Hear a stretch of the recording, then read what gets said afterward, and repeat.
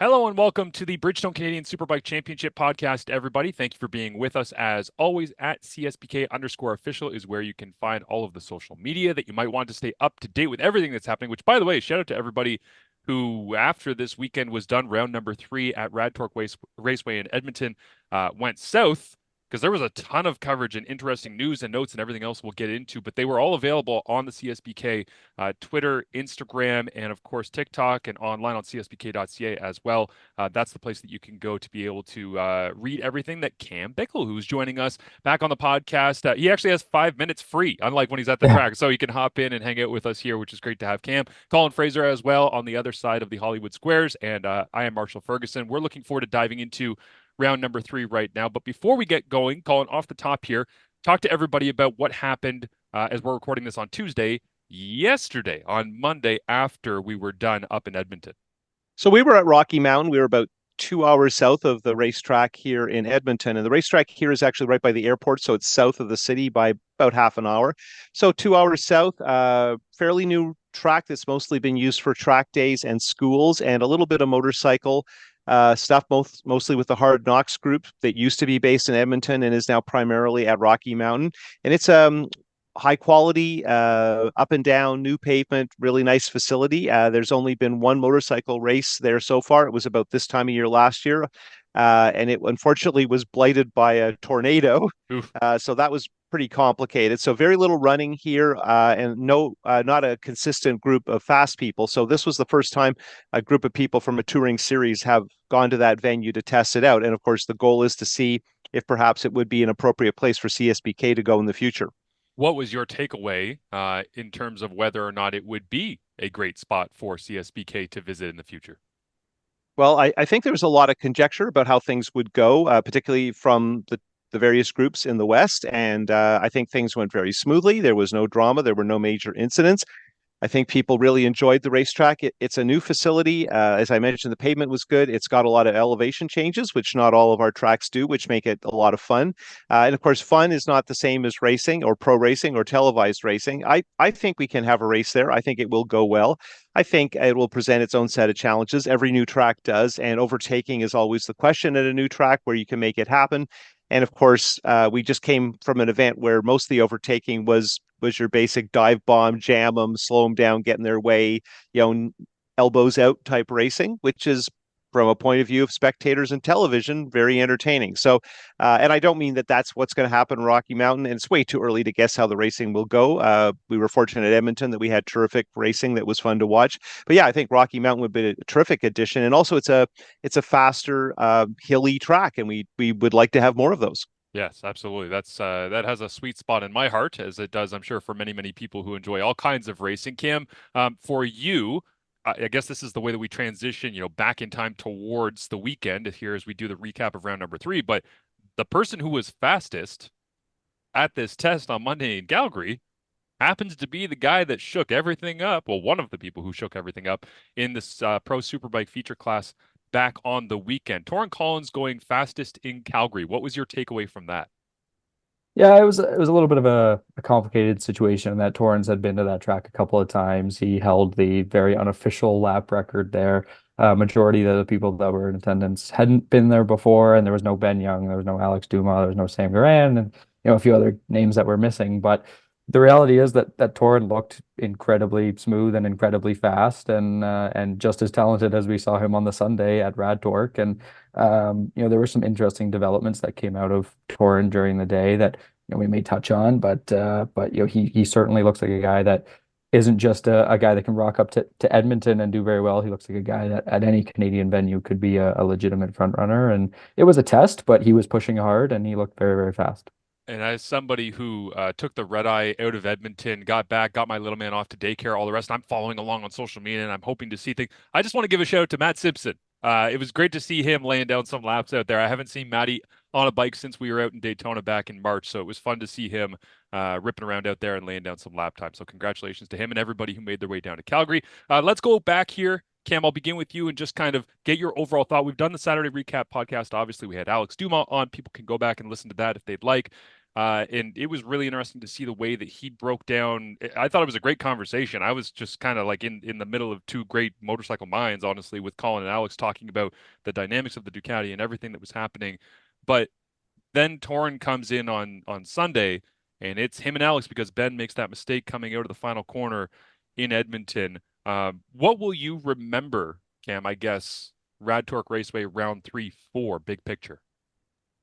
I think big picture is going to be kind of this first real glimpse, at least in Canada, of what Torren Collins is. And we may not see him race much up here. He is certainly committed to racing in Moto America, and he's had opportunities overseas. And you don't know what his career is going to continue to bring. It may be truly a one-off, or he could be a guy that comes back and is here for a long time. But regardless, it seems like a major stepping point in his career, and he showed that he's a guy that can ride a superbike very, very well. Things aren't going particularly well for him down in the States, and he admitted that he's not riding as well as he would like. But I think this is certainly going to be a big confidence boost for him. He was very impressed with the talent up here. By no means is he a guy that thought he just walked in and, yeah, this was easy. Like, he had to work really, really hard. But this was a big moment for the series, but for Torren as well. And I think he's a special talent. We would love for him to be a special talent up here north of the border.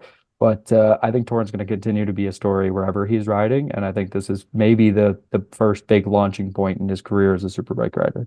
And Colin, I'm sure you have plenty to say off of that, but I guess I'll just throw it to you by saying the fact that he is not having the experience right now in Moto America that he would like to be having, does that make his round 3 and his CSBK debut even more impressive? I would say that. I would also say that I hope it makes a difference because two things. It reminds everybody stateside, including his team, that that's what he's able to do, that he possesses those skills. I think it's even more important that it reminds him, he told us he hasn't won a race since 2017. And I would imagine that was some kind of much smaller motorcycle and it wasn't a televised national. So we'll have to check with him to see what that was because he rides a lot of different kinds of motorcycles. But I think, people dropping in and high expectations are almost always unfulfilled. It's almost always frustrating. And, we get things hyped up and we're all excited. And, a decade ago, Claudio Corti brought a factory Aprilia to Canadian Tire Motorsport Park, a bike that had been winning in Moto America, the same bike, and battled at the front and put on a terrific show, but he didn't win. And this is a different situation. This Kawasaki is obviously a decent bike. It just won a Canadian Superbike Pro National race, but not special. And I think we talked about this on Saturday that probably Jordan Szoke's pair of bikes are quite a bit stronger in terms of their setup and their performance. And I don't remember the exact numbers, but it ran through at the dyno about 20 horsepower low compared to the others. And so we're talking about at the air here. The numbers dropped from the high 190s, the maximum is 200 to the low 190s, and his bike was the low 170s. So when he says it wasn't as fast, he's not kidding. Now, he rides very hard. He's young and aggressive. He's clearly not too worried about things going wrong. And so he's getting the drive. And, I'm looking very much forward to seeing the video and understanding what he did. I think the big thing is Sunday. Saturday he had a good race. Sunday, I think he took advantage of his opportunity sooner. And the Ben Young issue was a problem with the front end, and I don't think they're completely sure what happened. Ben was smart to slow down a bit. I saw a little bit of the early laps video, and Ben is fighting the bike and he is backing the field up because we saw the top 5 get closer, which is unusual, which obviously was great for television and great for the fans. But I think that to Colin's credit, he saw that happening, that Ben wasn't the master of his domain the way he normally is, the way he'd been the day before.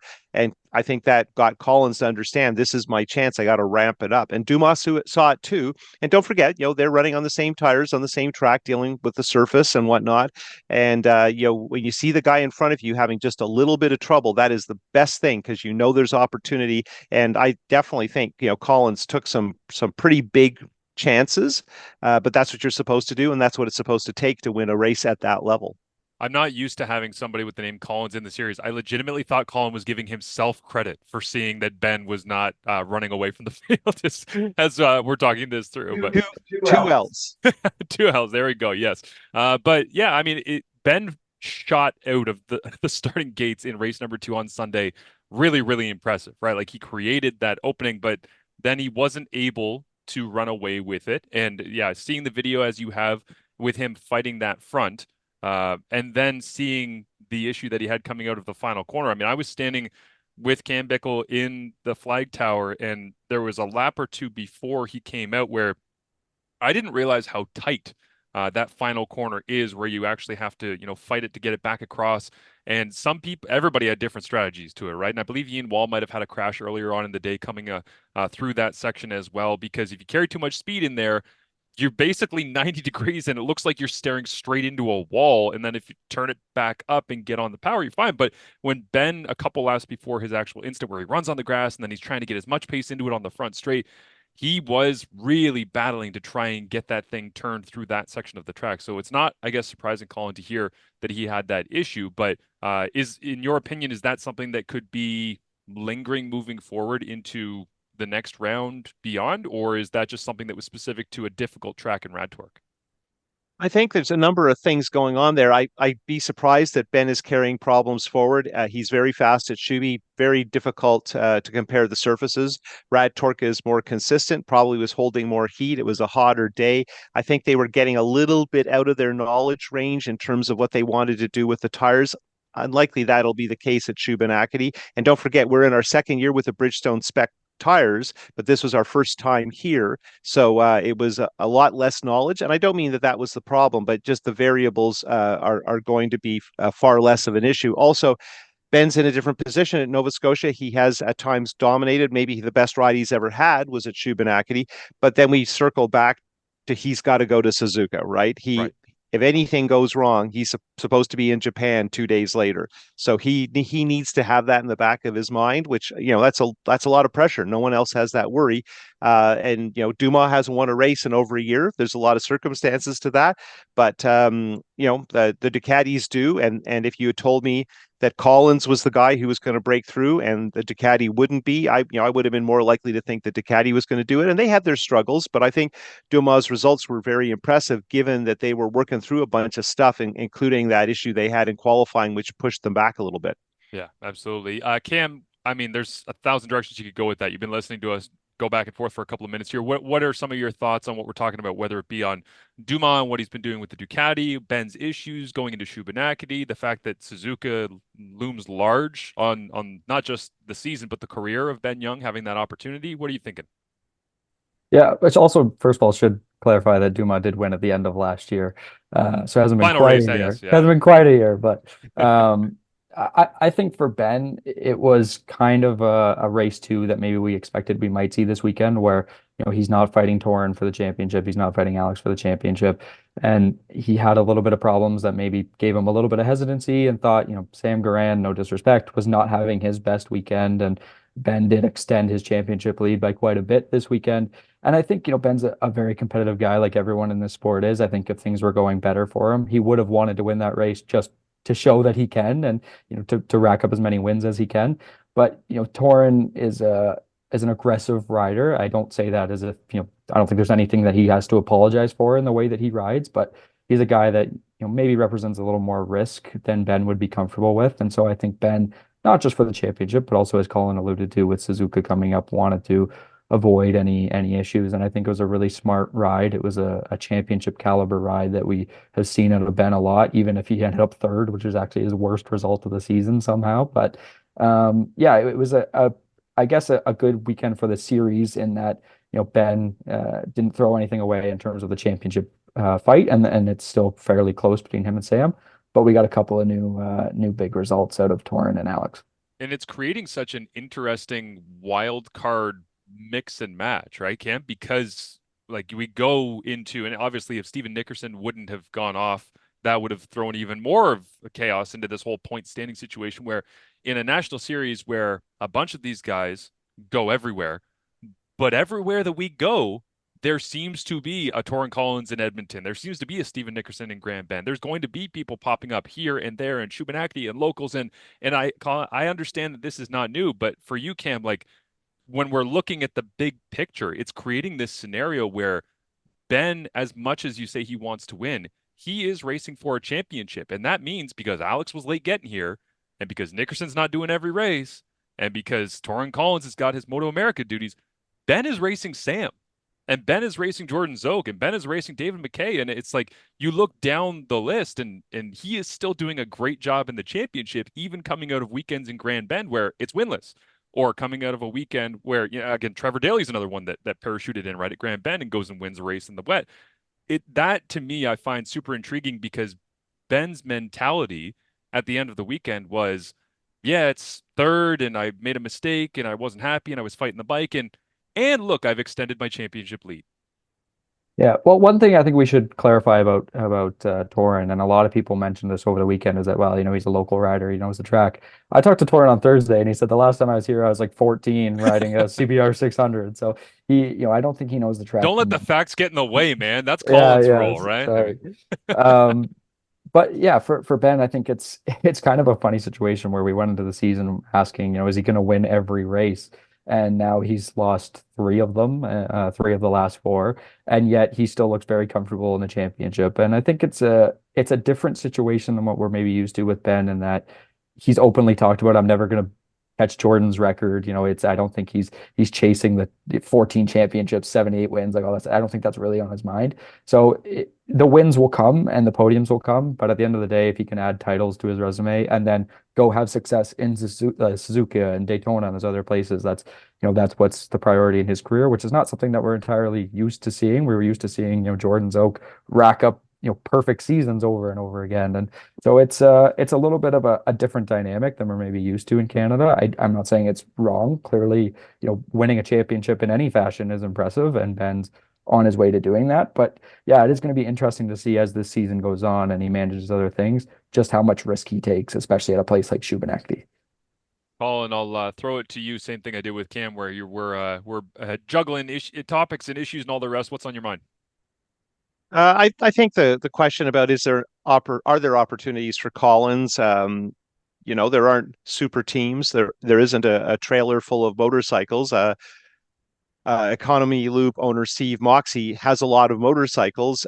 He doesn't really have a lot of team structure, and he's made a lot of moves. He basically had three new riders when we were at Edmonton for the weekend, and that overall went pretty well. I think, Duma's bike needs some tender loving care.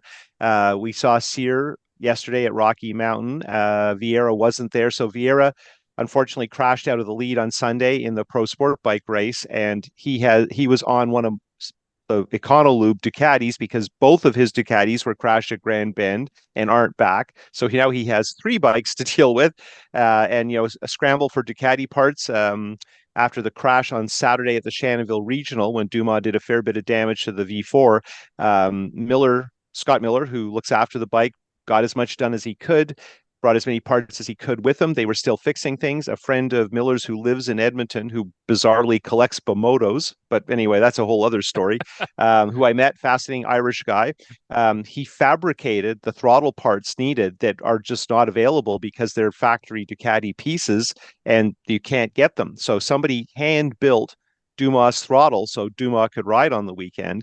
And they're at the limit of what they can do, right? They're out of parts, right? They're scrambling around, and they got through the weekend that way, is impressive. Miller is a remarkable guy. He can do a lot of things. And we were debating, when was the last time Scott Miller, a bike that he's directly responsible for, not a bike he helped with, but one of his bikes, is on the podium. And we think it was Jordan Szoke's Honda program in 2010. So that's a while since he has chosen to be the guy who's responsible for a motorcycle.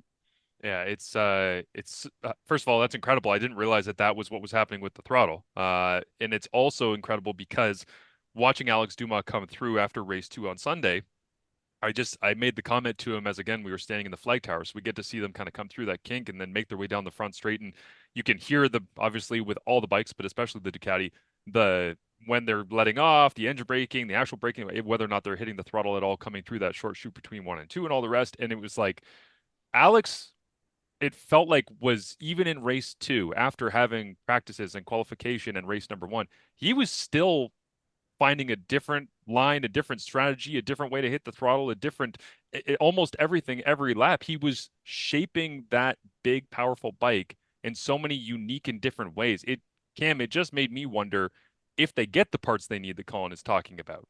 And if Alex gets a little bit more seat time, and if he gets comfortable, and if he figures it out, like, What is his capability pushing this championship for the remainder of the year? Well, if there's anyone out there that's questioning his capability, period, his skill set, period, like the guy came into the weekend with a day and a half of ever riding the bike, had front end issue, or sorry, rear issues on qualifying on the Friday, front end issues in race one on the Saturday, and still ended up after all of this coming out with two podiums and could run at the front and almost won on Sunday. So the fact that with everything Alex went through in this weekend at the track he's never been to, he was still right up at the front right away.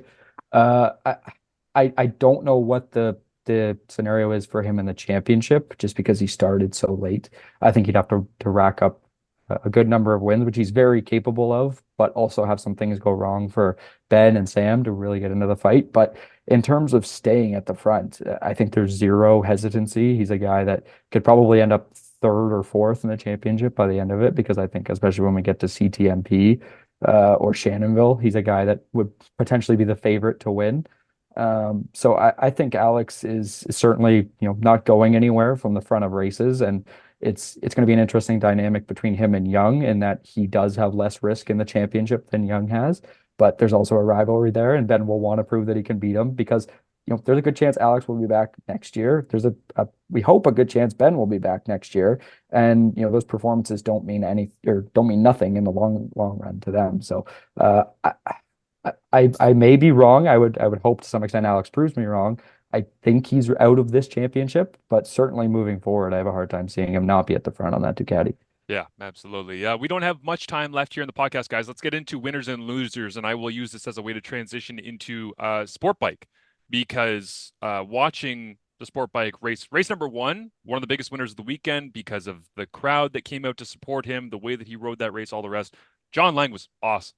Like, just from start to finish, race one. Race two, he probably wishes he could have done a little bit more, but the way that he held control and entertained the crowd and all the rest, I just thought one of the biggest winners of the entire experience of Rad Torque Raceway was John Lang. But I would also say that one of my big winners out of this weekend was seeing Maverick Sears' team absolutely lose their mind with him making a turn one pass. And then honestly, the most emotional moment of the entire weekend, I think maybe outside of another one of my winners, Jody Christie, was seeing Maverick come in at the end of the race, and he basically just kind of bent over his bike and was screaming for about 10 seconds in celebration while his dad was pounding him on the back and congratulating him. And like, it was, you see the last lap pass of Valentino Rossi at Barcelona years ago, and you see the footage in those documentaries of Faster, whatever it was, of his team just absolutely losing their mind. That was Maverick's team on the wall in that race. And sure, it wasn't for the victory, but I just thought that it was such a cool moment to see. So John Lang, Maverick Sear, and also Jody Christie, because he had an incredible effort that was powered by a ton of emotion for that family in the All for Dad effort that they had. So those are some of my winners. Let's begin with you, Cam. What would you say is one of your biggest winners of the weekend? My biggest winner, and he may not feel like it, is Sebastian Tremblay, because it seemed like everything went wrong for him this weekend. He had the shoulder injury. It sounded like maybe there was some mechanical things going on. He didn't look as fast as we're normally used to seeing Sebastian look, and yet he's still coming out of this with a 32-point championship lead. And I think if you told Sebastian, with all the things that were going to go wrong for him this weekend, that he would still have a very commanding lead in the championship, going to Shubenacadie where he's very fast, going to CTMP where he's very fast, I think he'd be ecstatic with it. I think it's a little bit of a missed opportunity from some of the other guys in the field. And so whether it's, through any fault of his own or not, I think Sebastian is a big winner of the weekend. Colin, what do you got? Well, I thought he was going to go with Andrew Van Winkle, so I was in my head had the Sebastian story lined up. Yesterday at Rocky Mountain, Sebastian looked great. Rocky Mountain's a little bit like Calabogie. Sebastian's really impressive at Calabogie. They say it's because of the laps. I think it's because he looks at things differently. I saw him already starting to change his lines and do some different stuff. Tremblay's ready to race there. It was impressive. But anyway, I thought Cam was going to say Andrew Van Winkle, because you talked about a lot of great things from the Econo Pro Sport Bike, the middleweight division, but you didn't talk about a first-time winner, Last year he won the Twins championship. It was not a hotly contested championship. There was a lot of stuff going on. He had a very bumpy year. I know him a little bit because his family's involved in the Mini GP series. So I saw him out in BC at Greg Moore last year and got to know him a little bit that way. He was recovering from an ankle injury at that time. So, Van Winkle is known to us and we know he's a good rider. His pedigree out here is established. He's one of that group of young guns, and man, there seem to be a lot of them. But that he was a guy who could get on Souza's GSXR 600 and immediately be capable of winning. And I mean, several people, including people like Sear, are definitely capable of winning. But he actually did it right away. First weekend on the bike, he had a good Saturday and a fantastic Sunday. He's a really nice guy, very unassuming. And, he's in the conversation with many of the people we've just mentioned, but he just kind of smiles and listens. He doesn't act like he belongs in the conversation with Collins, for instance. But, big deal. Collins won first time out. Van Winkle also on a bike that wasn't favored. The first gen rules, right? A GSXR 600, 110 horsepower bike in 125 horsepower class. And in my opinion, a commanding effort. I mean, obviously Vieira fell, but he was going to be second and he was there. And I really didn't see him put a wheel wrong the whole weekend. Like, he looked great the whole time, and he gets lost in that conversation with those other young guys because some of them are pretty flamboyant and outspoken in a good way. But yeah, in his own smiling assassin way, Van Winkle is doing the job. And I believe he is confirmed for round number 4, right? And that was great to be able to hear as well, because we all kind of said like, "Hey, we're looking forward to seeing you again." He's like, "Yeah, see you in 3 weeks." We're like, "Oh, okay, wonderful. Okay, we'll see you out there. Looking forward to it." So I don't feel like doing losers because I'm in a positive mood coming out of round number 3 in Rad Torque because I thought it was great. So I'm just not going to do losers. I feel positive today, guys. I know you all feel very positive sitting in the back of each other's Zoom calls as well as you're still out west and going through. Tell us what you guys are doing right now. Colin, I guess I'll give you the chance to have the floor and educate people on why you are still out there beyond the testing that happened on Monday. Well, right now we're about to check out of our hotel room. So we came back to the same hotel last night. We dropped a bunch of people off at the airport, went to Walmart, listened to the hockey game on the way back to the room, got ready to do this. Now we're going to be going to Stratotech, which is a track not far north of here, which the big bikes race on. But we're going there for the Mini GP, the qualifier for the World Championship. There's 4 rounds. The first 2 are on the west. Last year we opened in Greg Moore in BC. This year we're opening here, and then we'll go south just outside of Calgary at the end of the week. So we will be 5 races into a 10 race championship by this time a week from now. And we're going to meet a bunch of young riders and a few we know already, like Michael Galvis, who was the top Canadian in Spain last year in the World Championship final. He didn't qualify, but he ran fairly well.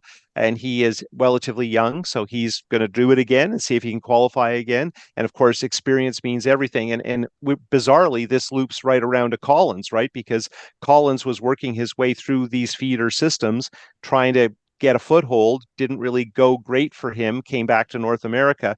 But all of these guys have a lot in common, and it's riding little bikes on go-kart tracks. And it's funny, if you say to Collins, "What's your favorite bike to race?" he comes immediately up with a 2-stroke KTM 65. That's his idea of a great race bike, because he's ridden it in so many guises on so many different kinds of tracks. And that's how he developed that crazy style that has everybody talking and all the photographers trying to figure out where the best place is to capture him sideways, rear wheel in the air, foot dangling, and all of that stuff. I'm looking forward, man, to seeing what exactly that looks like. My last question for this podcast goes to you, Cam, which is, I saw a bunch of the pictures that came out, as Colin mentions, the photographers. There were a lot of pictures of Jordan Szoke stalking Torren Collins, it appeared, during that ride in Calgary. Was it a lap or two that the photographers happened to take those pictures, or was that a thing?